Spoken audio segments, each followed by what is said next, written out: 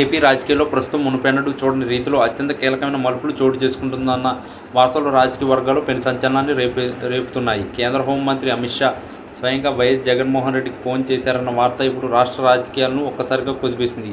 ఈ పరిణామం అటు కూటమి ప్రభుత్వానికి, ముఖ్యంగా చంద్రబాబు మరియు పవన్ కళ్యాణ్కు పెద్ద షాక్ అని చెప్పవచ్చు. సాధారణంగా రాజకీయాల్లో శత్రువులు మిత్రులు అన్న చందన అమిత్ షా అడుగులు ఉంటాయని అందరికీ తెలిసిందే. కానీ గత కొంతకాలంగా జగన్తో దూరం పెంచుకున్న బీజేపీ అధిష్టానం మళ్ళీ ఇప్పుడు ఎందుకు సంప్రదింపులు మొదలుపెట్టిందనేది మిలియన్ల డాలర్ల ప్రశ్నగా మారింది. ఈ ఫోన్ కాల్ వెనుక అసలు ఉద్దేశం ఏంటనేది ఇప్పుడు హాట్ టాపిక్గా మారింది.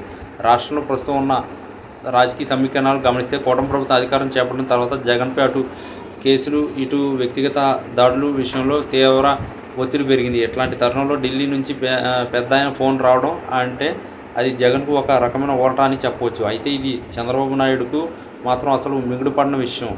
ఎందుకంటే కేంద్రంతో సత్సంబంధాలు కొనసాగిస్తున్నామని భావిస్తున్న తరుణంలో తమ ప్రత్యర్థికి ఢిల్లీ నుంచి ఫోన్ రావడం వారి కళ్ళ కింద భూమి కదులుతుందన్నట్లు భావించాల్సి వస్తుంది. పవన్ కళ్యాణ్ సైతం బీజేపీతో గట్టి బంధాన్ని కోరుకుంటున్నారు. కానీ ఇప్పుడు సమీకరణలు మారుతున్నాయన్న అనుమానం రాజకీయ విశ్లేషకుల్లో మొదలైంది. ఢిల్లీ రాజకీయాల్లో శాశ్వత మిత్రులు, శాశ్వత శత్రువులు ఉండరు. వచ్చే ఎన్నికలను దృష్టిలో ఉంచుకుని లేదా రాజ్యసభలో అవసరమయ్యేలా బలబలాలను లెక్క వేసుకుని బీజేపీ తన వ్యూహాన్ని మార్చుకుంటున్నట్లు కనిపిస్తుంది. జగన్కు అమిత్ షా ఫోన్ చేశారంటే అది కేవలం మర్యాదపూర్వకమైన పిలుపు అని అనుకోవడానికి వీల్లేదు.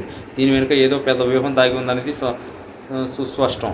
ఒకవేళ జగన్ మళ్ళీ కేంద్రానికి దగ్గరైతే అది రాష్ట్రంలో చంద్రబాబు అధికారానికి లేదా పవన్ కళ్యాణ్ ఆశలకు పెద్ద అడ్డంకిగా మారే అవకాశం ఉంది. ఈ ఫోన్ కాల్ వార్త బయటకు వచ్చినప్పటి నుండి అమరావతి నుండి విజయవాడ వరకు రాజకీయ ప్రకంపనలు మొదలయ్యాయి. వైసీపీ శ్రేణులు ఈ వార్తతో ఒక్కసారిగా ఉత్సాహంలోకి వచ్చాయి. తమ నాయకుడికి ఇప్పటికీ ఢిల్లీ స్థాయిలో గుర్తిపోయిందని వారు సంబరపడుతుంటున్నారు. అదే సమయంలో కూటమి నేతలు మాత్రం దీన్ని కొట్టిపారేస్తున్నారు. అయితే లోపల మాత్రం అసలు ఏం జరుగుతుందో అన్న టెన్షన్ వారి ముఖాల్లో స్పష్టంగా కనిపిస్తుంది. కేంద్రం కనుక జగన్కు అండగా నిలబడితే రాష్ట్రంలో జరుగుతున్న విచారణలు లేదా ఇతర రాజకీయ పరిణామాలు తలకిందులు అయ్యే అవకాశం ఉంది. ఇది కేవలం ఒక ఫోన్ కాల్ కాదు, ఆంధ్రప్రదేశ్ భవిష్యత్తు రాజకీయాల్లో నిర్దేశించే ఒక బలమైన సంకేతం అని చెప్పవచ్చు. రాబోయే రోజుల్లో ఈ పరిణామాలు ఇంకెన్ని మలుపులు తిరుగుతాయో వేచి చూడాలి.